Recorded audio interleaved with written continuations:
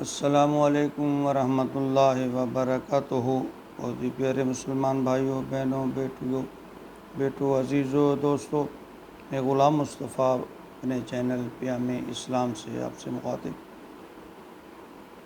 اللہ اور اللہ کے رسول کا پیغام لے کر آپ کے سامنے حاضر۔ درس قرآن کے سلسلہ میں آج کا ہمارا سبق سورۃ الاعراف آیت نمبر 14 تا 17 پر مشتمل ہے۔ اعوذ باللہ من الشیطان الرجیم، بسم اللہ الرحمن الرحیم۔ قال انظرنی الی یوم یبعثون قال انک من المنظرین قال فبما اغویتنی لأقعدن لهم صراطک المستقیم ثم لآتینہم من بین ایدیہم ومن خلفهم وعن ایمانہم وعن شمائلہم ولا تجد اکثرہم شاکرین۔ جب اللہ رب العالمین نے عزازیل یعنی ابلیس کو حکم دیا کہ حضرت آدم کو سجدہ کر، تو اس نے اس کا تکبر کیا، تو اس کا یہ تکبر اسے لے ڈوبا، میں نے اسے جھکنے نہ دیا۔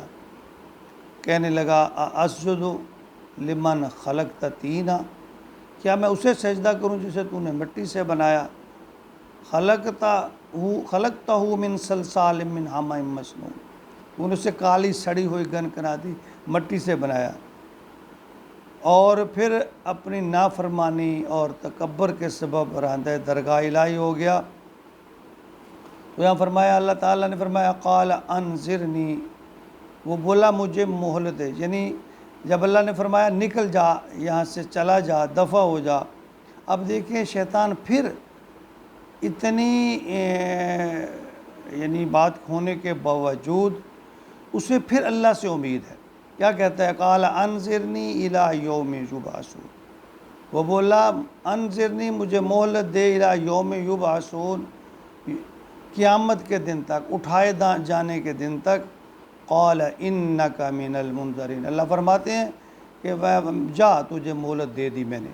قال فبما اغویتنی، وہ بولا تو نے جیسے مجھے گمراہ کیا نا، لأقعدن، میں ضرور بیٹھوں گا، لہم، ان کے لیے، صراطک المستقیم، ان کے راستے پر، یعنی تیرے اور ان کے راستے کے درمیان بیٹھوں گا۔ ثم لآتینہم، پھر میں ضرور ان تک آؤں گا، من بین ایدیہم، ان کے سامنے سے، ومن خلفہم، اور ان کے پیچھے سے، وعن ایمانہم، ان کے دائیں سے، وعن شمائلہم، ان کے بائیں سے، ولا تجدو، اور تو نہ پائے گا، اکثرہم، ان کو زیادہ ان میں سے، شاکرین، شکر کرنے والوں کو، یعنی ان میں سے میں گمراہ کروں گا ہر کسی کو، اپنا زور لگاؤں گا۔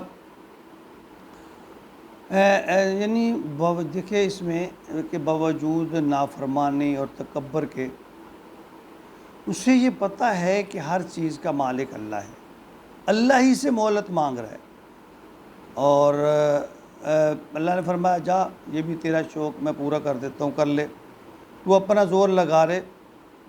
آیت نمبر 82 سورہ سعاد میں اللہ تعالیٰ فرماتے ہیں قال، یہ یعنی بیان ہے کہ یہ کہتا ہے، شیطان کہتا ہے قال فبعزتک لأغوینہم اجمعین، کہنے لگا تیری عزت کی قسم میں ان کو بہکاؤں گا۔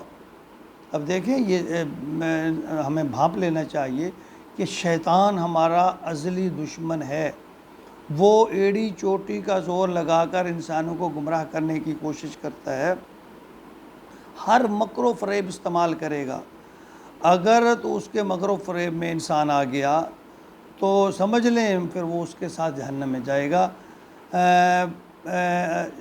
یعنی اسی کے ساتھ اللہ فرماتے ہیں کہ اسفل سافلین میں گرے گا، یعنی نیچے سے جہنم کا جو نیچے سے گڑھا ہے۔ تو یہاں جبریل نے ایک بات خاص طور پر کہی کہ میں انہیں ایسے گمراہ کروں گا کہ وہ تیرا شکر نہیں کریں گے۔ اب یہ بات بڑی سوچنے والی ہے کہ وَلَا تَجِدَنَّ أَكْثَرَهُمْ شاکرین، کہ اکثر وہ تیرے شکر کرنے والے نہیں تو انہیں پائے گا، یعنی اس کا مطلب ہے کہ جو اللہ کی ناشکری کرنے والے ہیں وہ شیطان کی پیروی کرنے والے ہیں۔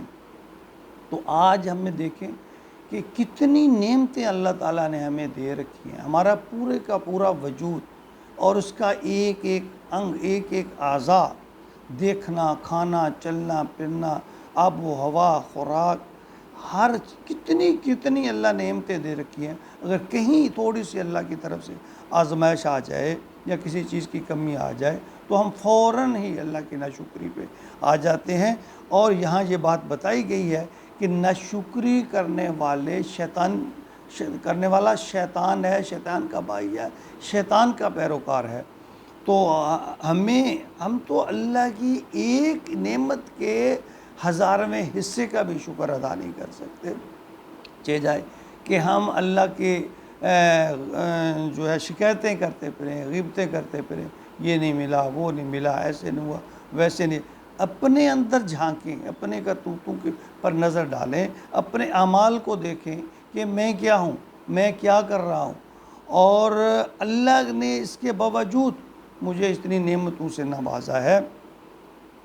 تو شکر کو اپنا وتیرہ بناؤ۔ شکر اللہ تعالیٰ کو بہت پسند ہے۔ اللہ تعالیٰ فرماتے ہیں جو شکر کریں گے میں ان کو اور دوں گا، اور دوں سے مراد دین بھی ہے اور دنیا بھی ہے۔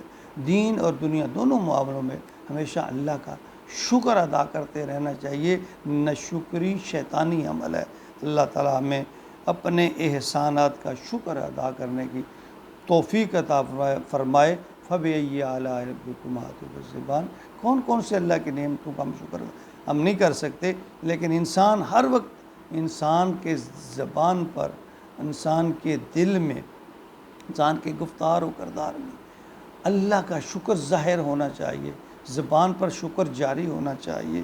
اسی میں انسان کی دونوں جہان کی بھلائی ہے۔ اللہ تعالی ہمیں خلوص نیت سے شکر ادا کرنے کی توفیق عطا فرمائے۔ آمین یا رب العالمین۔